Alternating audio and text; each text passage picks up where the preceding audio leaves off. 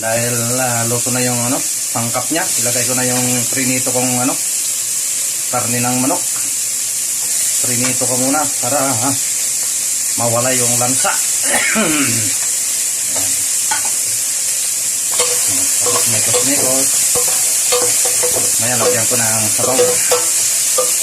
Ayan, dahil luto na yung karne na niluluto ko. Ayan. Ayan ang nilagang karne ng manok. At ilalagay ko na rin yung repolyo na sahog niya. Oh, tatlo lang. Tatlong piraso lang. Pero ayun.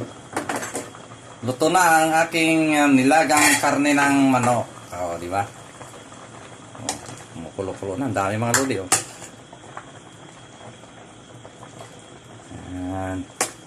Ito ay manamis-tamis na sabaw kasi meron na kang nilagyan ko ng kamoteng baging. Ayan.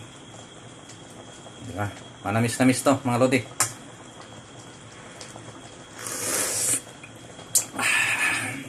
Panalo mga lodi.